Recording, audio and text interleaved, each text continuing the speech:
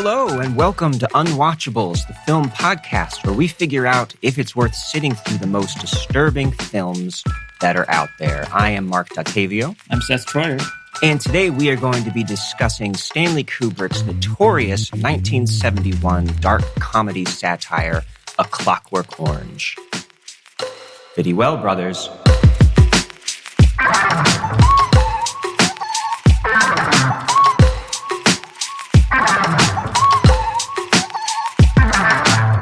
Did you guys like that? How I threw in some Ned set?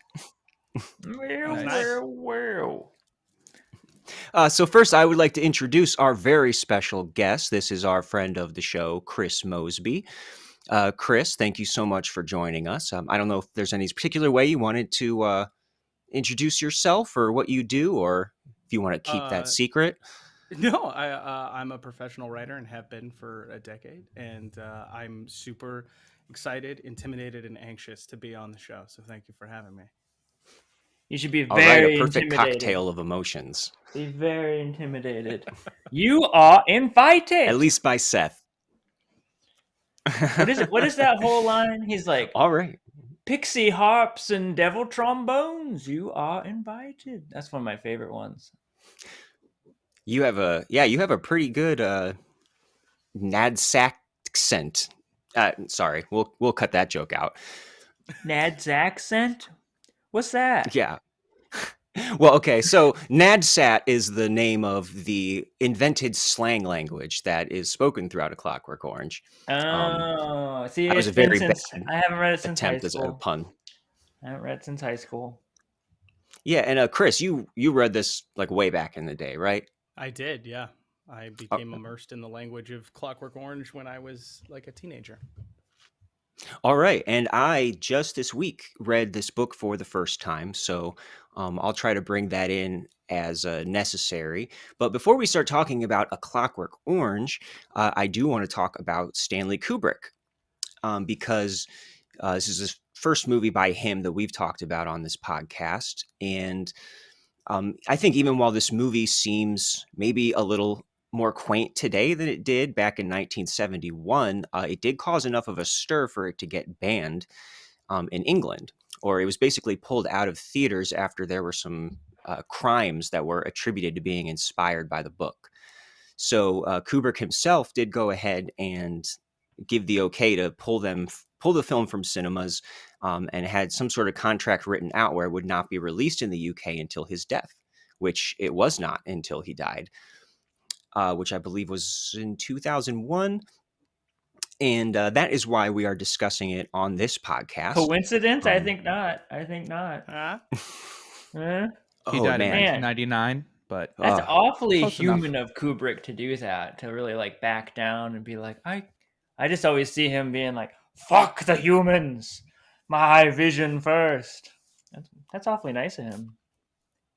Yeah, See, for it struck sure. me as like the ultimate artiste movement to, if it was released in 2001, and I don't know if that's accurate or not, but if it was, ultimate artist movement. Oh yeah. Yeah, no, Okay. Apparently I got that wrong. So he died in 1999, and that's when A Clockwork Orange then would have been released in the UK. But if we go back in time to 1971, this was his follow-up to 2001: A Space Odyssey. And I know personally, as far as Stanley Kubrick goes, there was probably no more important director to me personally growing up, like in middle school when I started becoming really obsessed with, going through the film canon and watching everything that I could. And there was just so much variety in Stanley Kubrick's filmography, from, dark comedies to science fiction. He did a horror movie. Whatever you want to call Clockwork Orange, whatever you want to call Eyes Wide Shut.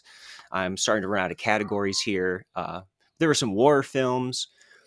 And to this day, I mean, especially Dr. Strangelove and 2001 are still two of my all-time favorite films. Every time that I go back and revisit them, there's something that's just, deeper and more awe-inspiring and funnier about them. And I definitely have some thoughts about, certain of his other work, but for the most part, I am still a big fan. And so I don't know, Seth, do you have anything in particular as far as your relationship with Stanley Kubrick? Not really. I mean, it's the same as anybody. He's like, kind of feels like him and Spielberg are like the Beatles of movies or something. Uh, I feel like, and it's always this like huge instigating thing for you to finally like get into it and get it and follow his like twists and turns of his filmography.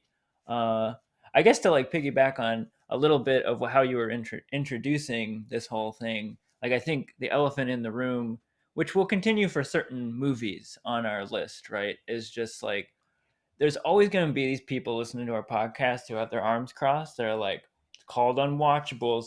That one's not that bad. That one's not that, or like we've evolved past it as a society. Like it used to be. But I think and I kind of felt similarly when we first brought this up to do. But then I realized like it is like it's important to touch on these big spikes in like the history of controversial films, and Clockwork Orange is like a big moment as far as like art house X-rated like inspiring crimes and kind of movies, all that kind of shit. And I think there's still like there are, as much as it's quote unquote tame by like sallow standards or something, there are still, I would argue, conversations to be had about how Stanley Kubrick, the provocateur, is weaponizing or like choosing to frame a lot of the risque acts, to put it lightly, in this movie. All right, very well put. Yeah, I definitely agree. That's the main reason we wanted to kind of touch on this one, because I think it is a big one, historically speaking. Chris, anything you felt like saying about Stanley Kubrick or anything leading up? Yeah, I'd be happy to. I think when I think about Clockwork Orange, the first time I watched this movie was in 2011 or so, and I was in college, and I remember a group of friends. We were running a sort of informal movie club, nothing I've ever repeated, but it was one of those things where we watched A Clockwork Orange, and a group of people who had not normally watched the films with us joined us. And I guess a little bit to Seth's point is they didn't make it through 10 minutes of Clockwork Orange. They stormed out before the end of the rape scene, the first rape scene. And so I think there is still a level of intensity with this film, even today, or I guess it was a decade ago. But even then, there was still a level of intimidation or fear or shock that came with seeing A Clockwork Orange as depicted by Kubrick. And I think that it's still, for many people, it would still be considered unwatchable. Yeah, I'd agree. I mean, that's a good point. Yeah.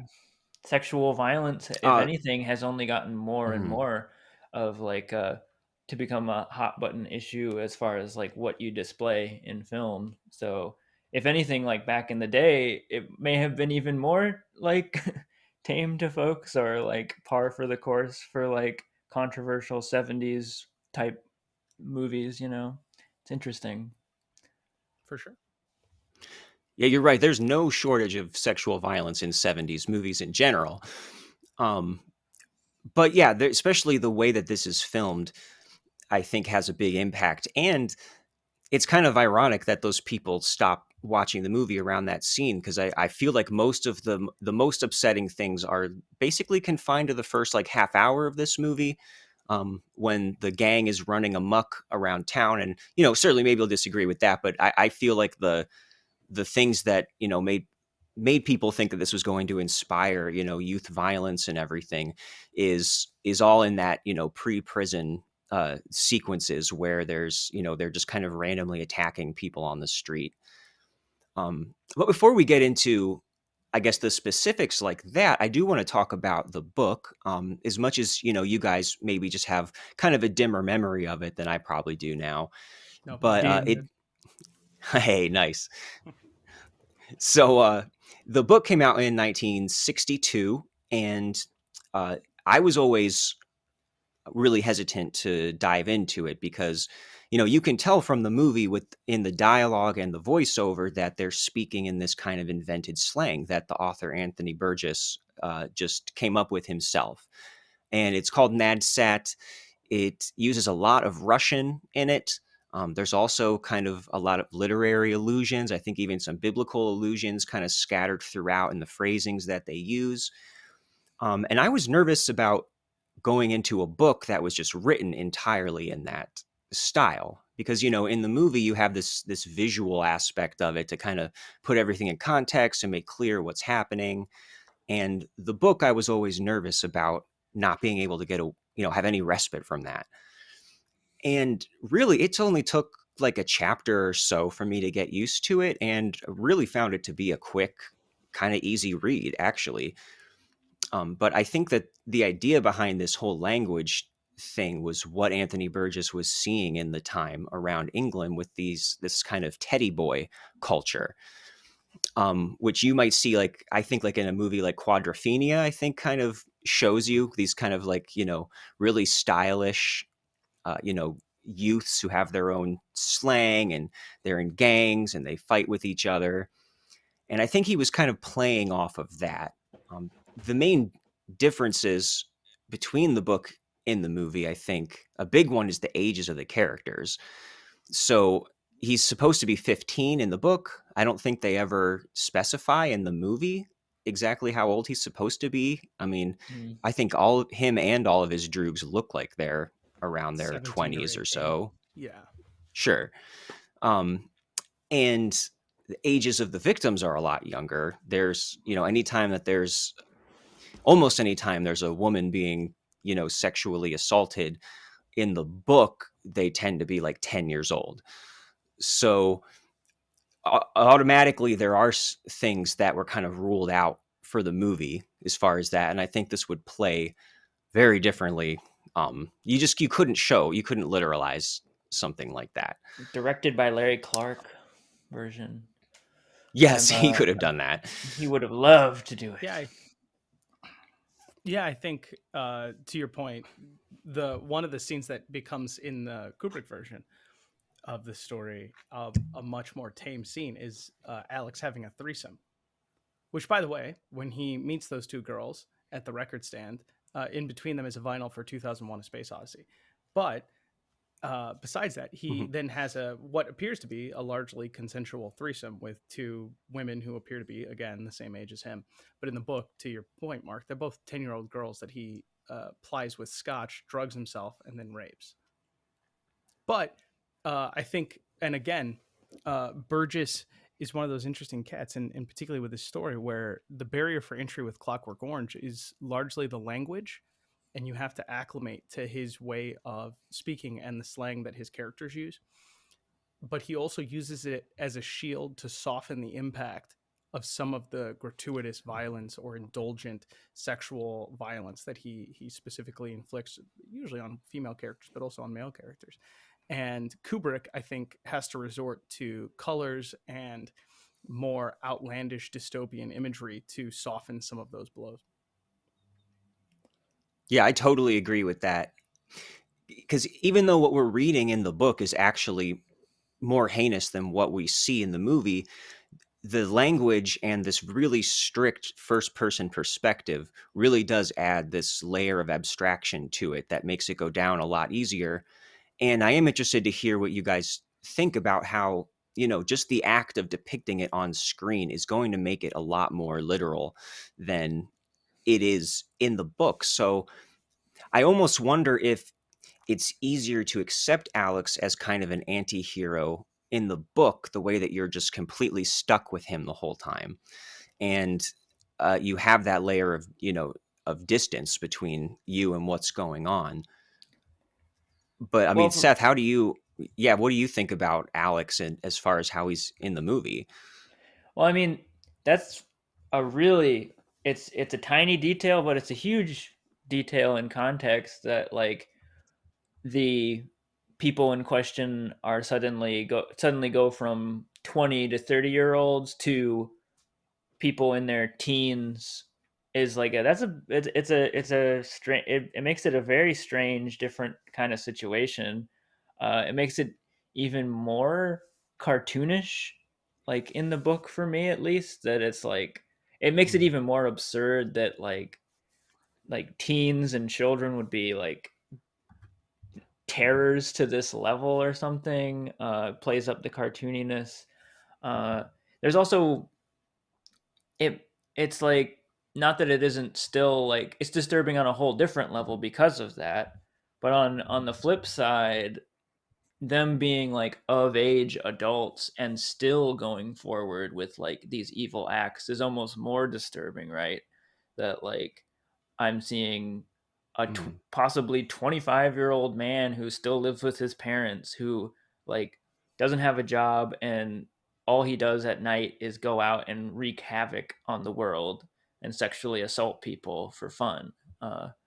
Is like a whole, that's like a very different kind of situation going on there. um, and way less room for forgiveness. Scenes as way more of like, this guy knows what he's doing and he's doing it anyway, rather than like being like a kid who just never knew any better. Although I think the intention is still in the movie that there is like a little bit of like a, it's just how the youth culture works in that world, that they are all like this. They are like, they've never been disciplined properly. It's this part of the dystopia is that there is no discipline, no law and order anymore, all that. Yeah, and just to give a little plot summary here real quick, in case anyone hasn't seen the movie, you just used the word dystopia, Seth, and that's pretty much what the book and the film are. It's an unspecified time and place, I believe, although it seems very English, with the slang and the accents in the movie and everything. And like we've just been describing, that Alex is the leader of this little gang that goes around, terrorizing, raping, pillaging in the evening, skips school during the day. And it seems like the entire world this takes place in is basically overrun by this kind of out of control youths. Not that anybody else in the movie is any more, wise or effectual, but the main thing about the plot is that eventually Alex ends up betrayed by his droogs or friends and ends up in jail, where he signs up for a very special treatment called the Ludovico technique. And that is where the famous image that you see with the, him sitting in the chair with this little helmet that's holding open his eyes so that he can't look away from these films full of violence and sex, that they trigger kind of an associative response that makes him violently ill anytime that he thinks about violence. And this is their way of curing him, to let him back out into the world. And, there is a lot of, political motivations going on there as far as trying to look good for the next election, that we've had this crime problem under control. And they release Alex back into the world, and he keeps running into his former enemies and is unable to defend himself. So that's the gist in a nutshell. And I think this would be a good time to mention that Anthony Burgess, who again wrote the book, this was largely in response to a lot of these kind of psychological ideas that were going around in like the 50s and 60s. In particular, there was this psychologist named B.F. Skinner who he actually wrote like a utopian novel called Walden 2 that I've never read, but it's basically like one of these communal societies, where everybody has their role. There aren't specific parents. They all raise the children together and have their own functions. And it's all very deterministic. And he was really, I guess, dismissing the role that human nature or moral choice plays in anything. And this really pissed off Anthony Burgess, basically.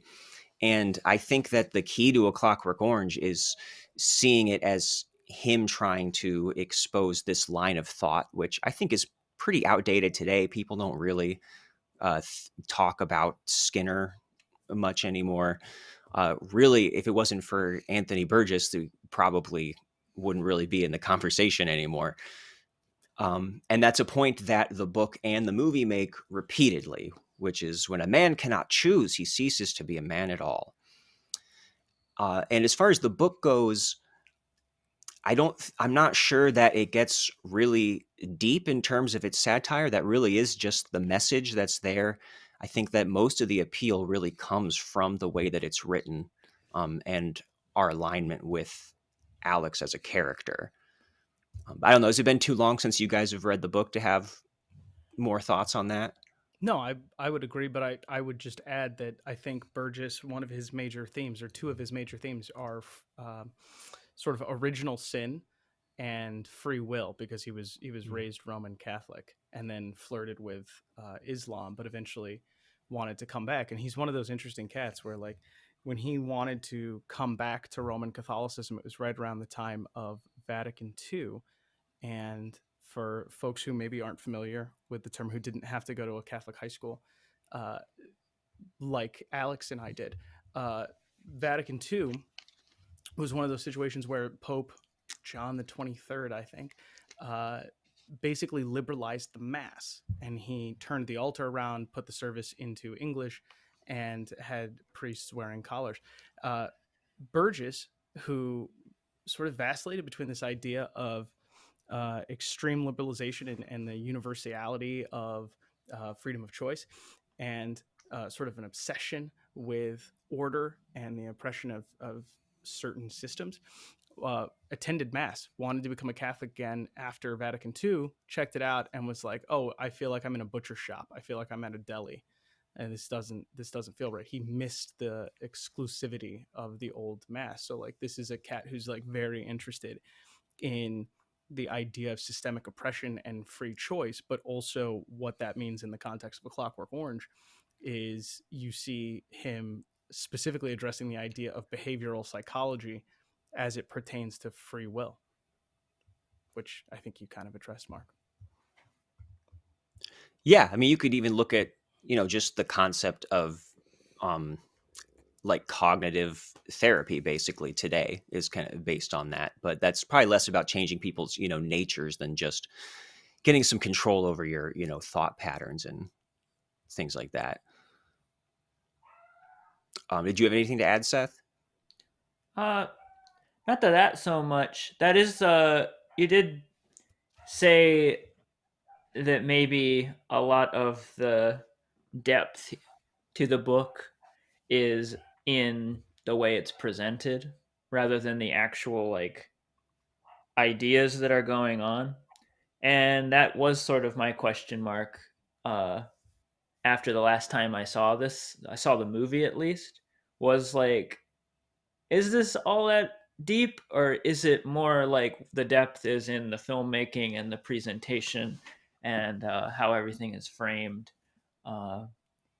Because, yeah, I guess, I mean, maybe this is cutting in line to the end or something, but, like, it's always sort of like, what are they really trying to say? Like, in the end of this is, like, a big question to solve. Is it that, like, it's good that criminals have a choice to be criminals or something, or, like, I guess I'm always curious about what it really is landing on at the end. And I don't know if you all have anything to answer that with. Sure. Let's throw down the gauntlet right now.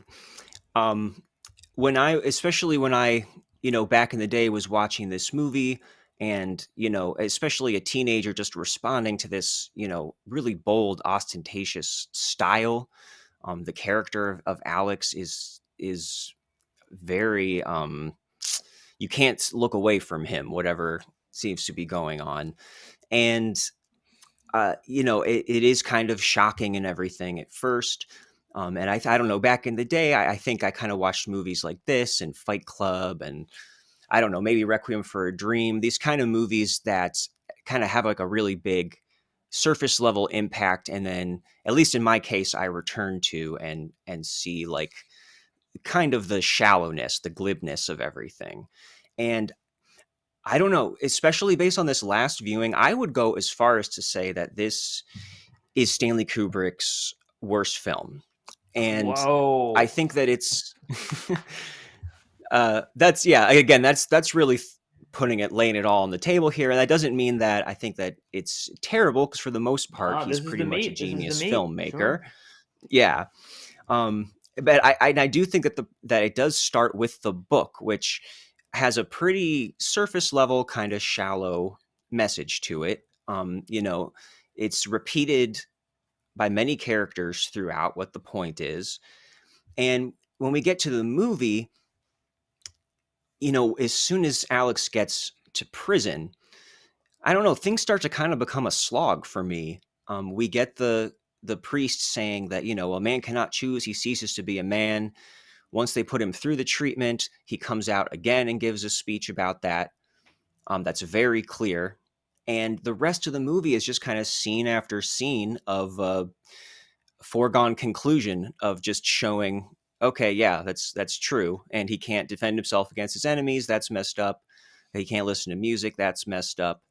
And I really feel like the movie just drags and drags and drags that out to the point where it's just didactic about it all. And I really do think, especially in the latter half of this movie, that there's just not much there.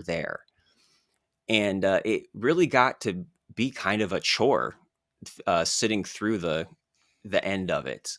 And, I guess we can go more into this. I've kind of put it all out there. Would you say that your the central conceit is that human nature is quite often tied to corrupt instincts and an enjoyment of dark pleasures or something, that and really it's just I don't know. Yeah, I wonder if there's something going on of that even if there do you think there's a critique of the powers that be being just hollow programs to keep us from doing the bad things we would be doing? Because to me, that's controversial. That's intense. That's intense conceit to make, that without these rather hollow things, which they are they are developed in the movie, at least, as silly sort of hollow ideas that hold everybody back from their base level instincts of just pleasure and pleasure and more pleasure. Do you think that's sort of the conceit? I mean, it is definitely being critical of this kind of liberal overreach of, trying to advance science and control people in that way. But it's also kind of hard to extrapolate what it's saying about human nature in general, or how we should handle these things, because I mean, Alex is like a sociopath, right? This isn't just, it's kind of weird. The book frames it as he's this 15-year-old, and by the end of the book, he's 18. And I do want to talk about at some point the final chapter of the book that is not included in some editions, where he basically grows up and gets tired of the ultra violence and wants to have a family. Mm-hmm. And I'm just not sure that, between the ages of 15 and 18, a lot of people really go from being a murderous, rapist, psychopath who just is so turned on by the idea of violence itself, to just, fight, man, we've sowed those wild oats. It's time to go on to become a responsible citizen. So I don't know. Chris, how do you process Alex in terms of, this guy's like a psycho, right? Is this really anything that tells us about human nature in a larger way? Yeah, I think, to your point, I think you kind of have to look at Kubrick's decision to not include chapter 21, right, which is the final chapter of Burgess's novel. Now, as you said, not included in some American editions of the novel, but it is, I think, Burgess was trying to say that effectively you could grow up, or you could, if you made a concerted effort, grow out of being this particular way. I don't know if that's accurate or not, but it's what he was trying to argue. And I think Kubrick chopped that off. He got rid of it. And I think if you look at a lot of Kubrick's work, there is a sense of sort of fatalism or nihilism that permeates throughout. there's I mean, even 2001, which sort of ends with this idea of somebody returning elevated. It's the idea that's like an outside influence comes in that case it's sort of an alien, comes in and elevates this person into returning as a messianic figure, potentially, depending on how you interpret 2001. But in this, there's none of that. It's just, and to Seth's point, I think when you talk about like, are these institutions the only thing that are keeping us necessarily from doing all this evil? I think looking at this movie, it's hard not to feel like the only correct response to the way the world is the way Alex behaves. Like when he's being fed his breakfast by the Secretary of the Interior, don't you get the sense that the Secretary of the Interior is kind of just Alex, but older? That some of these suit and ties are also just sociopaths? I mean, as somebody who's had to write about politicians for a long time, they all seem like dead eyes and shiny smiles. And they absolutely would eat their young if it advanced them. And that's the same feeling I get watching this movie when I see the Secretary of the Interior. Is like, yeah, he's the one feeding Alex at the end, but this is a person who fundamentally is going to be more powerful if Alex takes those photographs, and he does. Yes. And that is what makes it, again, the cartooniness of it all is what both like hammers home some of the message for me and confuses a lot of the message for me, because on one end I do understand that, like, I think it could be said, I don't know, it's hard to extrapolate and come up with hypothetical like situations, but in a situation like this where there's just like no real culture, no real discipline, nothing teaching us to do otherwise, I do get it that like there is an animal base level to us that if left to our own devices, I don't really have like, I'm not necessarily like as fatalistic or nihilistic as maybe I think the movie lands, but like I get it. Like that's why I think we do need some structure in society and things like that, because I don't trust humans to just like go forth and like love each other and do the right thing. I think there is like a greater percentage of us who would probably do the worst thing and do terrible things that are just self-serving for us, like Alex does. And we see that in the other characters. Like everybody in this movie feels like that, like what you're saying, that is like there's no like good character. It feels like everybody's sort of like behind like a facade of some kind. What makes it difficult to make like a hard call on any of it is the avoidance of realism in both the book and the movie.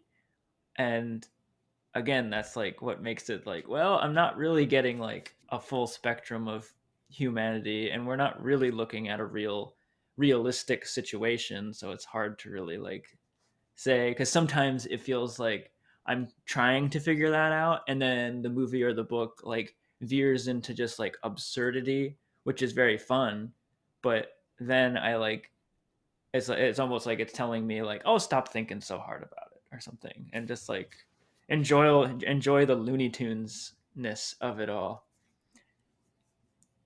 Yeah, I think that's exactly part of the problem here, is that every single person we encounter in this movie is either, some sort of blustery, like over the top caricature, or a hypocrite, an opportunist, or just completely ineffectual. So, obviously the police and the government, the priest, all fit under there, but so do the parents, and so do the victims. Even the victims themselves, the ones who get any kind of screen time, end up, are these mad, bent on revenge villains in the case of the author of, that whose house he ends up with at the end. And I think that approach can just only take you so far. And, you can call something a satire and then just be like, well, every single character is this, cartoon. And I think that it does kind of strain even for comedy sometimes with that. Like, I'm thinking about his parole officer, Mr. Deltoid, who shows up at his house and is so over the top, Oh, I and love him. is really like playing to the rafters. It even ends with like this joke of him like drinking denture water, and ends with this big like ooh, ooh, ooh. And and so much of it's, I don't know, I didn't really find anything very funny in this, even when it seemed like it was trying to. And it does have this kind of just flattening effect where, okay, we're just in this Looney Tunes world, like you said, where everybody is messed up. And I think you can really only say so much when you do that.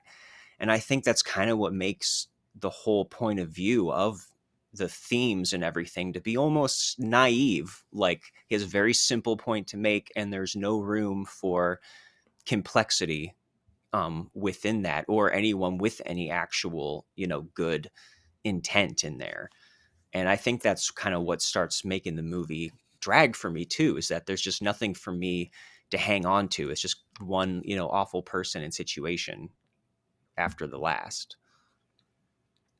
Yeah, even Alex's parents, who are depicted as somewhat sympathetic, are just depicted as victims, like willing, waiting victims who are eager to be taken advantage of, if not by Alex, then by the person who takes up room and board in Alex's former space. Like, they're just there to be manipulated and taken advantage of. They're just sheep. Not to use a right-wing term, but they're sheeple. What is sort of the part two to a lot of this, though, for me, that does, like, I think it's coming out the other side, and for me was realizing, like, okay, the real problem is that I and a lot of people maybe make too much of this idea that this movie has like an incredibly like message forward kind of thrust. And while that's true, it's just, and you're just like understanding that like that is there, and there is like a message, and there is like stuff to ruminate on. It's not super deep, or not as deep as like a lot of people say it is, or maybe it's deep to you when you first discover it, as like a younger teenager or something like that. But for me, what makes me still enjoy this movie, though, is realizing that. And I think it, for me, is finding that at least the front half, because I do agree with, like, because of that fact, the third act does get a little, like, muddier, and kind of, like, because it is so much more about the message of it. For me, the movie is experiential. It's like about like experiencing the movie, or just in the same way that experiencing the wild, weird prose of the book is like, in a lot of ways, what the book is about. Like why you actually should pick up the book, I think, and watch the movie is the like zany Looney Tunes aspect of how everything's treated. The like punk rock aspect of everything is like more interesting to me. Like the fact that it still is very cool to me that like this was his move after 2001, right? In a like totally out of the context of like what the moral of this movie is and stuff. Just like from a filmmaking perspective, what is interesting to me is like the guerrilla feel of it, the like cheap costumes, and like someone who like yeah, it feels like someone who made like a hit record, and then they want to make a noise album all of a sudden or something. And that's kind of how it feels with this. It's just like he just wants to fuck off, kind of, and like ruin people's expectations of him. And like like 2001 might have been something to like show his mom and make her proud, and like now he's like, actually, fuck you, mom, I'm gonna make an X-rated movie. It's just kind of like, and that's, yeah, I don't know, that's why it still holds something for me. This is Kubrick's In Utero. Yeah. He finally got to work with Steve Albini. Honestly, totally. That's not a bad comparison, I think, because that is kind of how it feels. I don't know if that's what's going on, if he was like having a Kurt Cobain sort of fit, but it almost feels like that to me. You should see the cardigans he was wearing at the time. Yeah. So yeah, we should talk about all of that surface stuff because I do criticize this movie a lot for being kind of shallow, but it does have a very powerful surface, and I think that's what people remember about it the most. So we should talk about the production design, the costumes, the music. I remember having the soundtrack CD of this too when I was like in middle school. Yes. Has these Wendy weird kind of like, Carlos. yes, and these just like, yeah, these like kind of very 70s sounding kind of like synth takes on classical music. And that's actually one of the more interesting ideas, I think, that comes from the book and the movie, which is, I mean, it's kind of simple too, but just the fact that Alex is so into this, classical music and everything, which just, kind of goes to show that, maybe just appreciating, good art does not automatically lead to being a good person, which, we know very well now at this point. There's lots of, great artists and appreciators of art that are capable of horrible things. And throwing on that layer of him then not being able to listen to music as a side effect of this treatment, I think that's a pretty interesting idea. But as far as the actual way this movie looks, I like that you brought up other, like, just the way people dress in this. I feel like this is a very 70s vision of the future with, the jumpsuits and the wigs.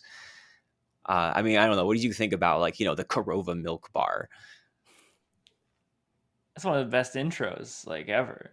Right? And yeah, I think it's very knowingly, like, futurism, where it is, like, where, again, like, it's an interesting comparison to see this with 2001, where 2001 seems a lot more, like, he has a confidence and, like, there's a drive to actually figure out, like, what the future might look like, where this is like closer to so many, it's like lampooning like sci-fi of the 70s and how like the way like other sci-fi movies are like, well, yeah, surely we'll all be having like wild crazy shoes that we wear and like we'll all live in these like outlandish apartment buildings. Real quick, guys, using Seth's point there as the launching off point, can we do we want to take a pee break and gather our thoughts on maybe the production? Sure. And come back.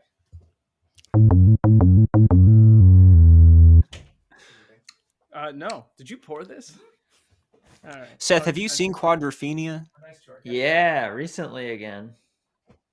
Mods and rockers. It's a good comparison. They did so they did like a stage, like I think musical or some kind of stage version of A Clockwork Orange that starred Phil Daniels, like that Anthony Burgess was part of. Phil Daniels from Quadrophenia, like the main guy in that. Oh, and I played Jimmy.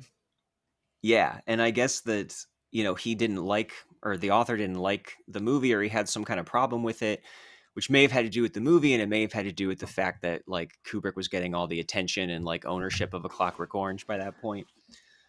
So he wrote this musical, and at one point, I guess they have like a Stanley Kubrick lookalike, That's like wild. march out with a trumpet playing Singing in the Rain on it. And Alex just like kicks him on his ass on his way out as like a jab, a not so subtle jab at Kubrick. Does every author who has his work adapted by Kubrick end up fucking hating Kubrick? That's a great point, actually. Yeah. Because I think that's... Because, it's weird, though, because it's weird that he would not like this one, because I think this is probably the most like faithful adaptation that Kubrick ever did, as far as I know. He chopped off the ending. But so did some editions of the book. Sure, so but the ending's still gone, and that's what everybody associates Clockwork Orange with, is the Kubrick. Nobody thinks about the Burgess novel anymore. Yeah, that's like true. Yeah, I think I get why he's mad. This is stuff we should be putting in the cast, I think, if we can reiterate. Well, we're still recording, so we're still do your thing. We're just he'll find a spot for it. We're just vibing out. Just vibing. I'm gonna Just a take all of your podcast. raw.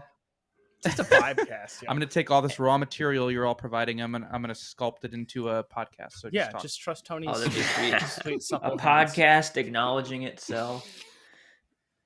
That's very meta. But yeah, this is cool too because I don't feel like I have to have prepared statements or anything. Yeah, and this is the Yeah. problem. We need to feel this way at all times. Where it's just Right. we are talking. And In it might life. be about trying. Clockwork Orange. It may not be. You guys need to undergo behavior modification therapy. But speaking of people who hated Kubrick, or maybe more specifically Malcolm McDowell, apparently Malcolm McDowell once ran into Gene Kelly at a party, and Gene Kelly refused to talk to him and like walked away because he was so upset by the usage of Singing in the Rain in this movie. Malcolm That's so McDowell cool. ad-libbed that scene. That is true. He ad-libbed that, so he had every right to be pissed off at Malcolm McDowell. And to be fair, having just recently watched Singing in the Rain, it does take away a little bit now to be like, oh, that's like kind of rapey.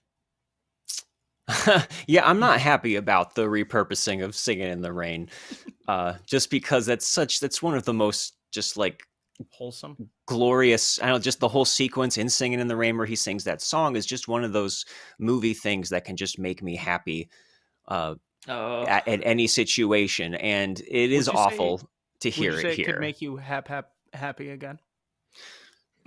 No, I wouldn't say that. But now it makes you physically ill, and you can't even do the ultra violence Yes. anymore. Can't even do the ultra happy anymore whenever you hear Singing in the What a Rain. nightmare. Yeah. It's interesting do that the was ultra happy. improvised because it ends up being such a plot point at the end where that's how the author who he terrorizes eventually figures out that it's the same guy. Yeah, and So- it's about Stanley music Kubrick felt being that the original attack scene was too conventional, and he asked Malcolm McDowell if he could dance during it. And while dancing, McDowell just pulled that out of nowhere and became a kind of a linchpin of the ending. Yeah, I never did this myself, but all my friends who did sexual assaults, they were always big into dancing. Oh. Well, Don't include that joke. this Can we is have Chris, them on the former podcast? professional writer. yeah, former professional writer. Ooh. Yeah.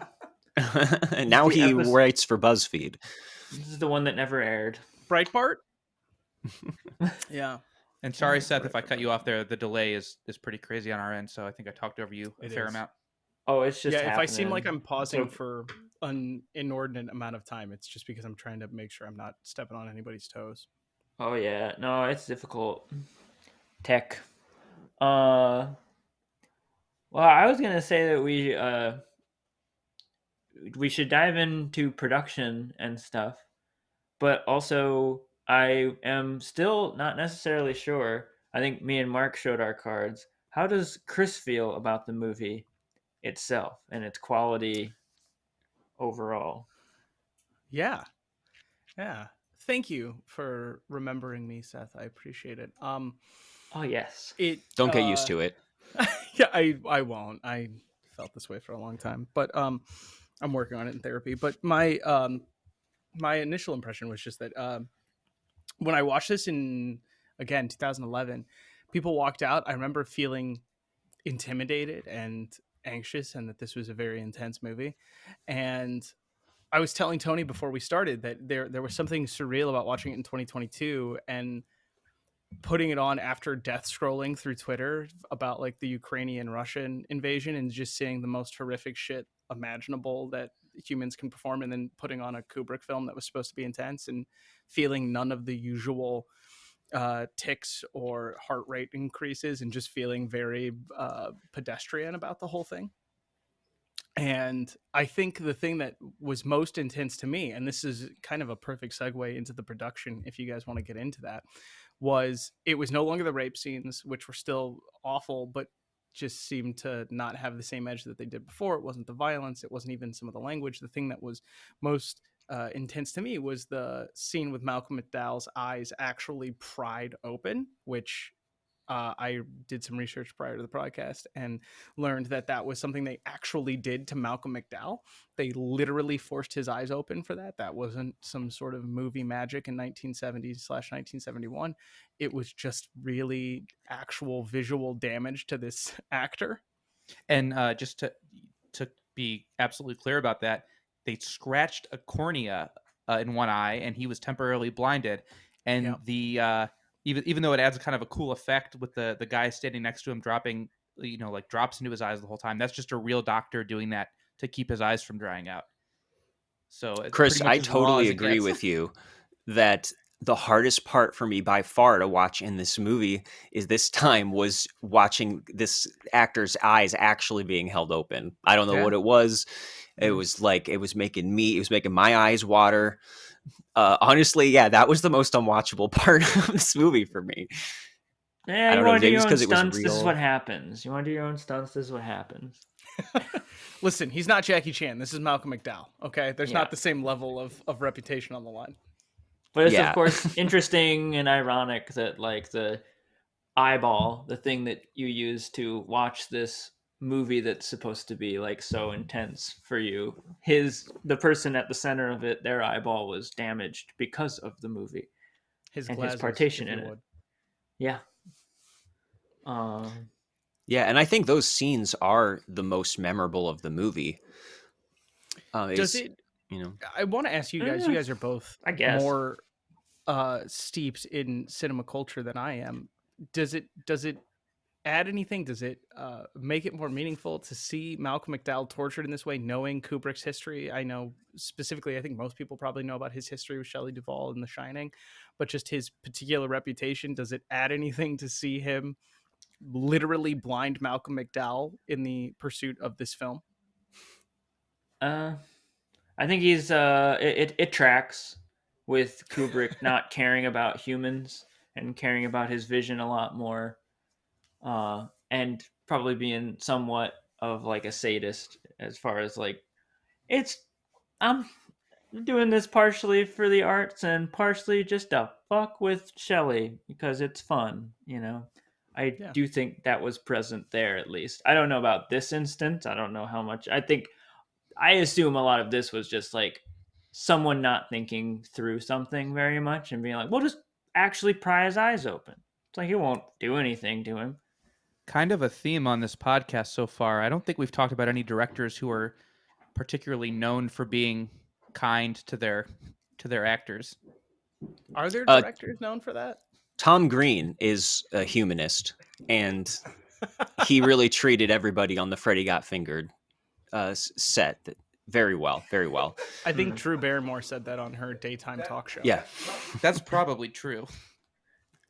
Yeah, but and as far as this particular instance, I don't know. Maybe there was just not a better way to do something like that without it actually being done, and they just I'm sure it was not pleasant for Malcolm McDowell. Mm-hmm. But again, Stanley Kubrick blinded. He was literally blinded. So no, it wasn't pleasant. Yeah. No. I think he can see nowadays. I'm still the most put off by the sexual violence in the movie. That's usually how it works for me with movies. But I think it is because it is handled. And again, it's like what both softens the blow and makes the blow feel even stranger is the cartooniness with which, like, the way they're raping women or manhandling women or like displaying women in the movie is like, it's pretty intense how they go about their crimes and stuff. It's like, it makes it feel like, oh, it is like kind of, and maybe this is like the darkest part of the movie for me, is like it's inviting you to have fun with Alex, right? And indulge those parts of you that, like we talked about, aren't in everybody. Like, everybody's got their dark wants and desires and like potentials if left to their own devices in the and that's really what I think frightens people about this movie, like whether they want to like speak to that or even notice that. I think that is probably what's so intense.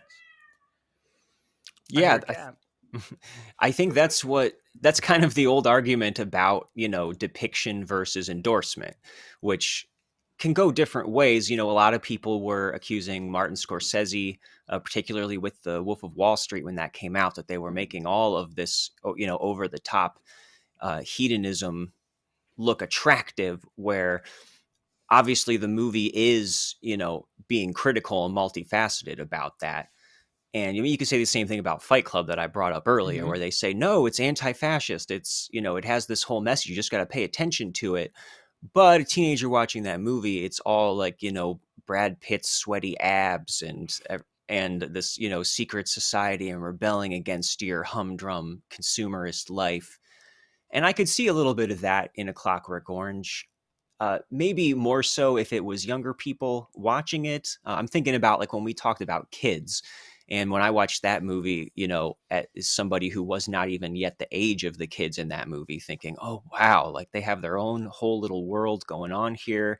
They call all the shots. There's, drugs and sex and everything is just so dangerous. And there is an element of that I could see with The Clockwork Orange, because, Malcolm McDowell is a charismatic, attractive person. Although I don't know necessarily if I would accuse the movie as if it should have done it differently. I mean, watching it today, that scene where they break into the writer's house and rape his wife, I think that's what most people kind of flash to. And it is horrifying. But he is prancing around and singing a silly song and everything. It's a fine line, I guess. And the movie doesn't give you a great counterpoint to that. Everything is so big and cartoonish like that. I suppose it would be easy to fall into that trap. Well, and I think one of the things that like Kubrick does, and I don't know if it was just to soften some of Alex's actions or if it was just because of the way he felt about human society / the world. And two cats are fucking going at it. But it's just one, and that's all you need here. Is that your cat? Yeah, she's talking to herself. Oh, she sounds great. I have four running around here, and they're being good. We're all cat people. For anyone keeping track at home, this is the 7th episode of this podcast we've recorded, but the 2nd where an animal is shrieking in the background and derailing the conversation. 2 hosts, 1 guest speaker, 7 cats. That's the answer. Yeah, we'll edit this to work. I have a calico and a tux, and I love them to death. I would kill both of you for them. But the point is, it's sort of unrelated to what we were talking about a little bit because I got distracted by the cats and I can still hear them meowing. Is 71. The fight scene between, this is so off the like divergent. It's so, I'm sorry about this, but 71. The chairs breaking on Billy's back, the tables breaking, the chain whipping, all that stuff that happens in the very early scene between Alex's gang and Billy's gang when they fight, and they sort of accidentally stop a rape, by the way, which makes you kind of cheer for Alex instinctually because he stops a rape. But they finished it like right after that. Yeah, like right, if the cops didn't show up, they for sure finished that rape. Yeah, that's but true. The cops did show up. But yeah, it's very like professional wrestling, and it's I don't know if anybody here is a fan of that particular art form, but I am, and it was very strange to watch like stuff like a missile drop kick through like a like folding chair and stuff so just that, awesome, like, textbook professional. Somebody literally jumped through like a chair / table onto another gang member in this fight scene, and I'm like, this is just like Mid-Atlantic, like circa 72. Like this is perfect. Like the Roddy Piper was doing this. And I like just, it was speaking to Seth's point of like sort of the cartoonish enjoyment of it. It's kind of the exemplary form of that. I was thinking the exact same thing during that scene. I know you were. Yeah, because it's all these short shots and lots of collapsible chairs and windows and stuff. And then they'll always turn right around and somehow somebody is sailing headfirst through the air at them that they can guide them through a window. Yeah. It's perfect. It's very professional wrestling, and I have such respect for that art form. But it was so like perfectly captured by Kubrick in this moment. Yeah, that definitely is the side where it makes things look kind of fun and silly, and that kind It of almost makes you tempering of forget that it they were gonna is. rape a woman right before that, like, which is just horrifying. Well, that's a good that's a really good point, and we've kind of tiptoed around this film's morality. So, a question for all you cinephiles here that I'm interested in is, um, as far as like rapes go, we've talked about a lot of them on this podcast. They typically happen on screen in pretty graphic detail. In this film, they actually mostly happen off screen. What we get is the lead up to them, which is usually extremely violent and off putting all its own. But I think this is the only movie we've ever talked about where we ever see the sort of the perpetrator sort of get what he deserves or doesn't deserve. So, do we want to talk about, you know, do we sympathize with this guy at any point in his sort of post treatment phase in the last 45 minutes of this incredibly long movie? Can I jump in for just can I be the first salvo in this particular volley? Okay.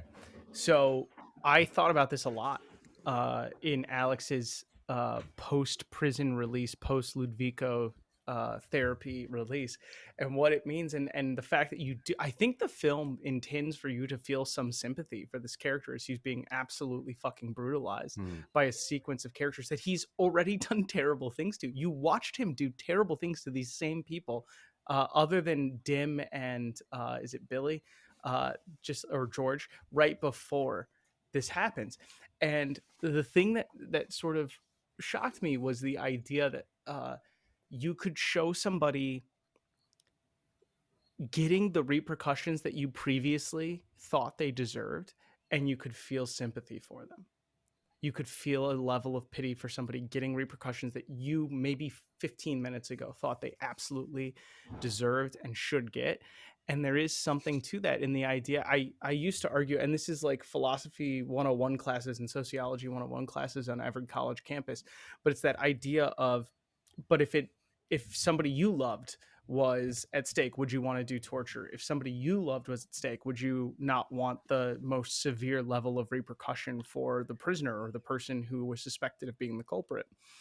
And I don't know if it was Kubrick's intention or not, but I did end up returning to that same line of thought of, here's a great example of a character getting their repercussions, and you, I think, instinctually feel a level of pity and sympathy for Alex in these situations. And yes, part of it is he can't defend himself. He's literally incapable of defending himself. But there is this moment as a human being where you just think this is wrong. And I do come back to it, and admittedly I have certain philosophical beliefs and sociological beliefs about the world we live in, but I do come back to it and think, here is an argument against certain state repercussions or repercussions from an emotional point of view, and this should be something that's legislated as emotionless as possible. But that's me, and I'm sorry for sucking up a bunch of oxygen, but that was my initial interpretation, was how crazy it was that Kubrick, even I think, Mark, you said this was maybe Kubrick's weakest film, and I don't necessarily disagree. I haven't seen enough of his catalog to say yay or nay, but I do think it's interesting that even in something that could be kind of a throwaway, like just like a toilet project, was something that he still managed to have a sequence in here where you're like, shit, maybe we shouldn't have capital executions. Like maybe we shouldn't have state murder anymore. Like what a weird thing that he accidentally or intentionally argued for / against. Yeah, well, isn't that built into the book as well? Mm-hmm. That's sort of where that's flowing from. I don't know how much. I guess, well, Kubrick's behind it, so he is examining it, and I'm glad you brought it up because I think it's definitely more, the idea of rehabilitation versus punishment is like a big talking point right now. Um, Again, in a way that it was not back then. This is sort of it's like almost like a defeatist sort of look at rehabilitation or something like that. It's an absurd version of rehabilitation, or punishment, or whatever is going on with, like, however you look at what happens to him. Um, but yeah, it is interesting to see that now in a movie like this that is about punishment and how effective punishment can be. Yeah, because all it really has to say about rehabilitation is just, well, don't do it this way. And I'm not sure I got much more out of it than that. But, to your point, Chris, about identifying with Alex, I think it's inherent to the book and the movie that, when you're reading something, you just instinctually identify with the narrator if it's in the first person. And in film, you generally instinctually identify with whoever is the focus of the scene, no matter how awful that character is. And there's plenty of examples, whether it's like Travis Bickle or anyone else who's not coming to mind right now, where you're aligned with them and you're feeling their pain or their embarrassment, even while you're recognizing that they're an awful person, or the horrible things that they're doing that they're not even, cognizant of. And I think it's a little easier to have sympathy for him in the book because we are so much more locked into his perspective and everything going through him mentally. But there's definitely an aspect, to the movie. You just respond instinctually to, him getting drug away by his former friends and almost drowned. And you have to step back and remind yourself, like, oh, but remember what he did earlier, or something like that to help soften it. But when you're just sitting there watching it, you almost have no choice. You want to put yourself into the place of whatever you're looking at. But I don't know. Is Alex like an anti-hero? Because there's nothing redeeming about him. This isn't like Walter White, it's like Breaking Bad wouldn't work so well if Bryan Cranston like started out as this rapist, murderer who was, as opposed to having some sort of a dynamic, a change. This isn't a character that changes in A Clockwork Orange, except from what's imposed on him. So, I mean, he's funny and he's charming. That helps. That goes a long way. right. Unfortunately, like it does in life. And if anything, we are, if it's not identifying with him, it's at least like on some level you're identifying with the idea that I can also be a person who makes the wrong decision, does wrong, and that's what you're seeing in him. And maybe there's something about him being such completely without apology, just embodiment of what he actually is. He has no pretense about it. Yeah, He he's is a almost the monster. spirit. Yeah, he's like the great spirit of crime or something, or of chaos. Like he doesn't feel like a real person ever. And maybe that helps things in some ways for me too. That like it helps the Stark like the like everybody in the movie feels like archetypes of some kind, or they stand for something. Like mom and dad are just like supposed to stand for like everything that is bad about mom and dad's over the whole, right? Like, yeah. Yeah, and I think that maybe that's a reason why the voiceover is so important in this movie. Because I'm generally, as a rule, like against having lots of narration. I think it's not a very cinematic thing. And there's very few movies and directors who do that kind of thing well. A lot of times it ends up just being repetitive, or really just admitting like, I can't really adapt what makes this book special without just putting the words from the page into your ears. And I do like it here, though, because I think we need to be as aligned with Alex as possible. And like you said, Seth, he's, charming and funny, and you get to hear more of the language. And he's really addressing us, as the viewer, the reader, and kind of taking us along with it. So I'm pretty pro the like voiceover in this kind of works for me like it does like in Goodfellas. I think is one of the best examples of like voiceover narration kind of carrying us through. But I think there's way more examples in general of it being a lazy, repetitive kind of tool. But so kudos to Kubrick for that. Yeah, I think artistically it's also a necessary choice considering the language in the novel and the specific syntax and everything that Alex deploys throughout the course of the story. I think it's a great way to connect the audience to Alex, but also to immerse them in the world. It reiterates a little more and acclimated to Clockwork Orange. Yeah, it reiterates and helps to define like why maybe things are so cartoonish, like because this story, like whether it's the book or the movie, comes from Alex in a way. Like we are sort of getting it's in a way from his perspective, and so getting it through his voiceovers and his thoughts and stuff. It almost tracks pretty well with the rest of the movie being so like skewed and over the top and like I don't know how intentional that is, but You may speak.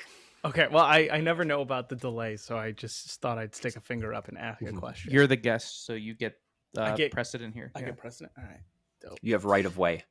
Yeah, give me carte blanche. I'm gonna dominate. But anyway, so no, what I was gonna ask was, you guys both spoke to the idea of that sequence with Alex being abused by all of his previous victims, but I think with Dim and the other Droog, and I really apologize, I cannot remember his name. Is it Georgie? I think it's Georgie, right? Georgie the Georgie. General. All right. So with Georgie Dim boy. with Dim and Georgie becoming police and then abusing Alex, I think that's the easiest segment in that sequence to find sympathy for Alex, because there's so little sympathy for Dim and Georgie. But I think what's impressive about Kubrick's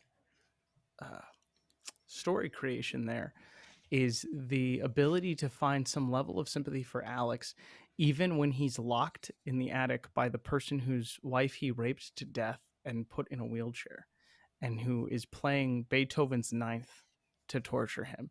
And I think that's what's incredible, is that there's still a level of sympathy that I felt, and I don't know, maybe I'm alone in this. Maybe I was totally alone in this, but I felt like Alex being tortured in that moment was devastating, and devastating is an intense word, but it was sad, and even if he deserved it, I still felt like this was this bridge a little bit too far, maybe. And I don't know, did you guys not have the same experience watching that? I kind of did, mainly because, I mean, I was a little checked out of the movie in general by that point, so things weren't hitting me as hard. But I definitely see what you're saying, and I think this probably speaks to how all of the characters are made to be so awful here, that maybe that does help with this, because especially when it comes to this author in the wheelchair, I mean, I don't know what necessarily Kubrick was exactly going for, because he like pushes him to go so over the top, like crashing through the roof with the strangest like line readings, and like he's just about to literally explode the entire time. So when he's reduced to this like gibbering maniac, it's a lot easier to feel Alex's pain through there too, because it's not like we're really feeling the pain of his victim at that point. He's become this drooling, quivering cartoon. That's a really weird scene too, leading up to him passing out in the spaghetti and then being forced to jump out the window. Basically, it's really long and seems like it's kind of going for like comedy, but I don't know, I didn't find it very funny. But I don't know at all. The closest Yeah, I just the found movie it gets to a intense. joke is is Malcolm McDowell saying he feels as if something terrible will happen to him at any moment, and then he passes out into the spaghetti. Yeah. In terms of comedic timing. I love that. And the Benny Hill theme plays. Yeah, I mean, I think your mileage will vary from viewer to viewer as far as like how much you empathize with him when he's going through his woes towards the end, which is like, I don't think a lot of people would be like totally like, hell yeah, I'm really enjoying watching an hour of him get tortured, right? I think if anything, like you're either going to feel more empathetic and feel that complicated sort of dialogue going on, or you're just going to kind of want it to just kill him or put him in jail or something, like end the movie basically. I think those are probably like how people feel about the third act, right? Yeah. And since I feel like we're kind of around at a point where we can start wrapping up here, so I think we should talk about the ending, both of the movie and the book, because we've alluded before to this final chapter that was not on the American edition, but it's on all the editions now, and I did read it. And I do think that it does not fit in even with the book. It really is strange to just get one chapter where suddenly he's just like, yeah, I'm just kind of bored with all the ultra violence now. I'm not really interested anymore. I'd really like a son. I should really start looking for a mate to have like a son. And again, we're like 3 years removed from all of this starting. He's still just like 18. And just 18. Yeah. It says that in the he says just past 18. Yeah, and it doesn't, I don't know, it doesn't seem to ring true to the rest of just how the novel is written. I definitely would not fit into the movie as far as I'm thinking the movie that Kubrick made. I mean, can you imagine this having an extra epilogue scene where he's just kind of chilling out and, drinking some coffee by a fireplace and like, you know what, I'm just ready to put all that behind me now. It was like, what does that even accomplish? I don't know. What do you guys think? Yeah, is the lesson supposed to be that we all start out as horrible monster children, and then like we hit 18 and we're like, well, now I really want to be a good guy and be a businessman? Like I don't think that's Anthony's purpose here. It's probably telling that he couldn't decide if he wanted that to be the last chapter or not, because he let them release it without it, because he was like, basically, I don't know, should I end it here or should I end it here? Yeah, I think it's a tough question to answer, and he didn't know how to. I feel like it feels like he didn't know how to answer it, because it's like, yeah, I don't know. It's difficult. Hard to know where to land with this. Why we're still talking about it. We're still trying to figure it out. It's worth noting that Burgess, in retrospect, wrote an essay called Clockwork Orange Re-Sucked. I mean, he said that if there was one of his works that this is a man who ended up writing 50 published novels. He ultimately said that if he could have unwritten one of his books, it was Clockwork Orange. And part of that had to do with the ending that most people associate with it, which is the ending that Kubrick also was interpreting in this film. And I think part of this was the idea that, like, again, we didn't necessarily talk a ton about it, although there is plenty of imagery to support this. I mean, the snake, the Christ figures doing a rocket dance. There is imagery to support the idea of free will and original sin at the root of Burgess's novel and at the root of Kubrick's film a little bit. And so when you talk about, like, well, does he hit a certain age and just age out of it? I think there was a little bit of Burgess's point there. Like, the idea of maturation, of becoming the master of your emotions, your impulses, and your demands within yourself. And I don't know how much, again, it's not necessarily that I agree or disagree with it, but I do think that was something that he was trying to convey in his book. And I agree with you both that conceptually the movie works better without that ending. It does feel stapled on when you read it, but that was supposed to be the ultimate ending of Clockwork Orange. And as he was the author of that particular notion, it was supposed to be, here's this sort of absolute corruption at the root of people, at the very least at the root of man.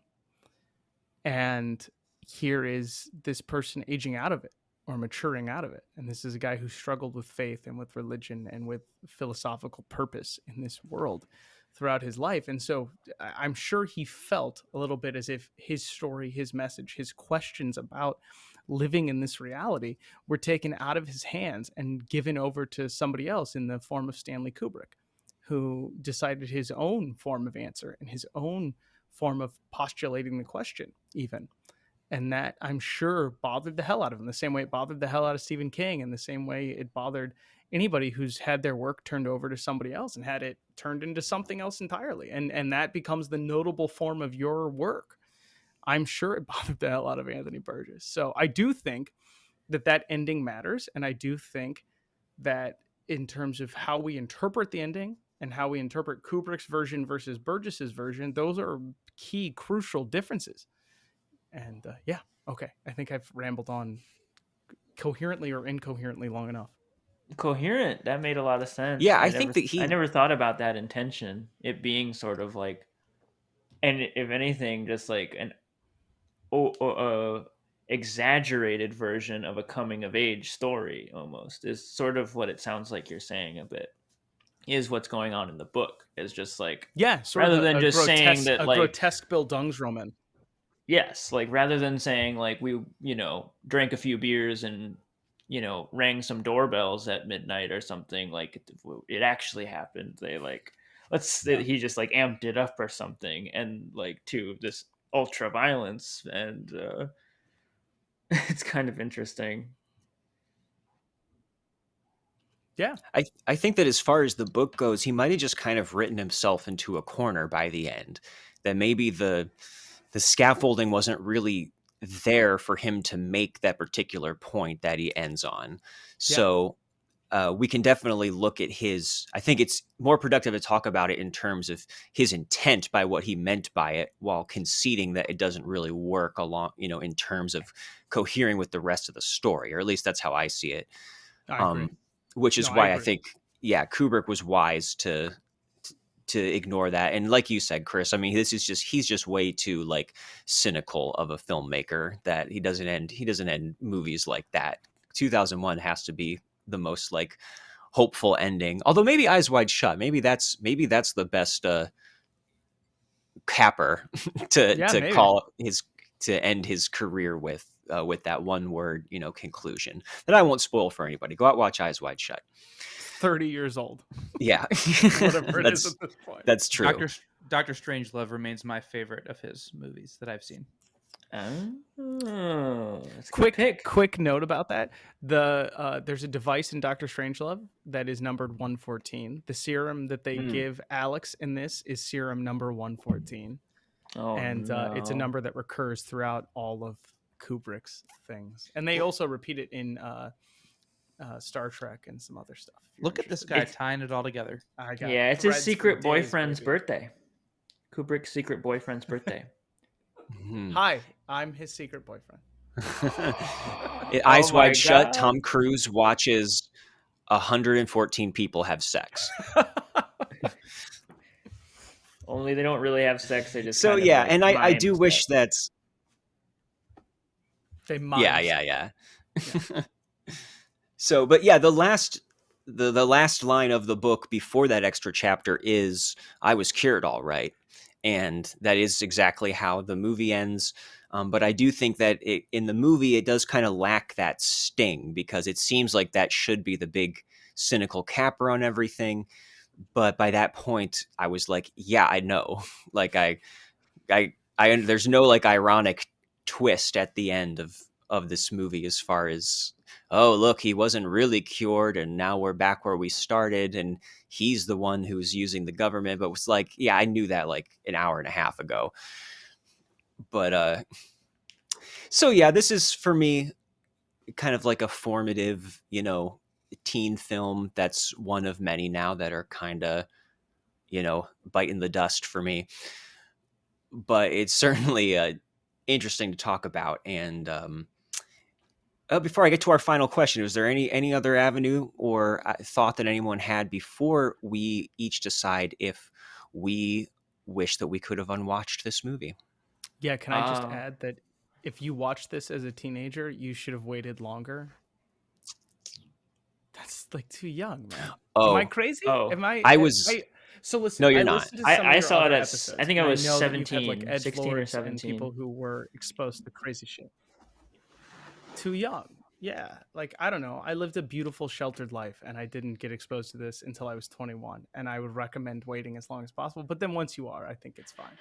So I'll say I have access to a lot of analytics here as the producer of the show, and the average age of our listener is 13. So we'll be cutting this part. You can watch this movie however young you are. Don't worry I think about that's the average age of Alex's victims between the movie and the book. Yeah, and most of our listeners are in Ghana. That's another statistic.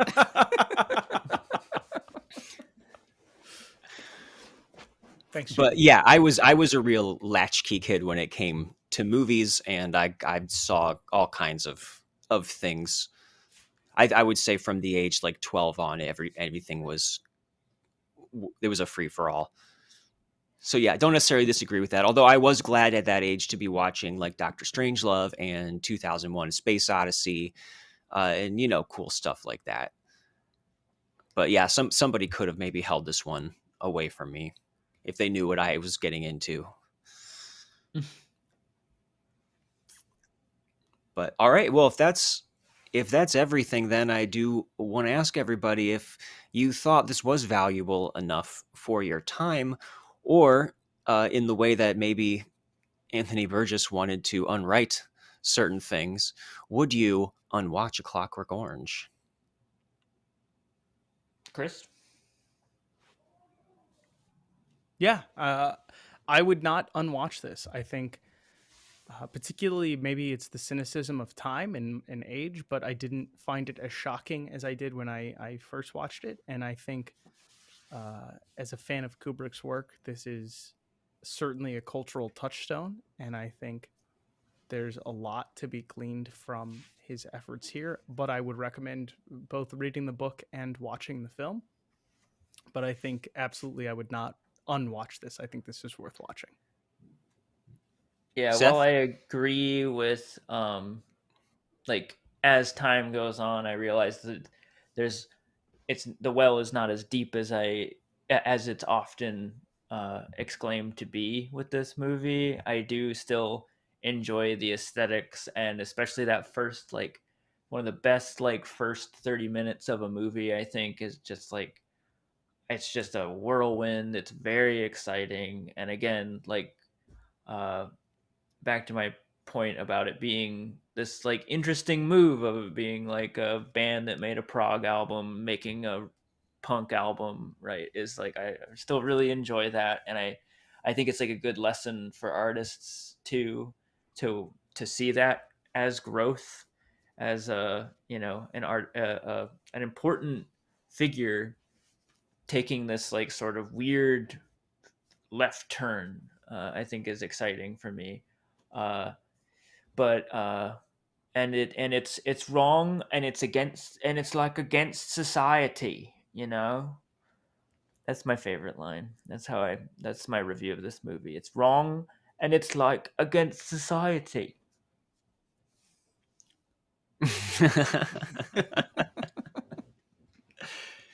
Yeah, and I do want to second that the opening of this movie is very strong and very impactful, and starts out, the very first thing you see is probably the most infamous of the Kubrick death stares, or whatever they call it, where the character is just looking into this right directly into the screen, glowering, and it certainly grabs you by the collar right from the start.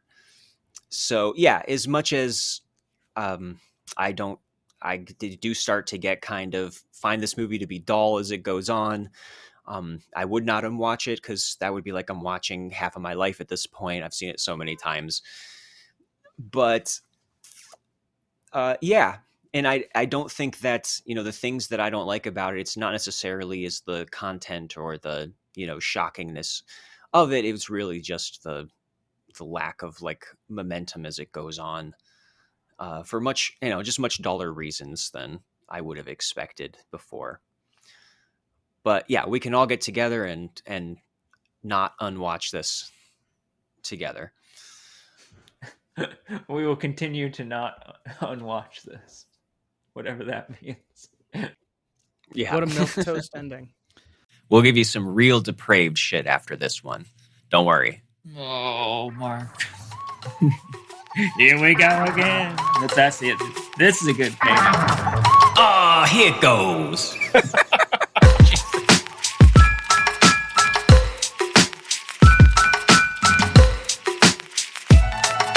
Unwatchables is produced by Tony Scarpitti, hosted by me, Mark Dottavio, and Seth Troyer, with artwork by Micah Kraus.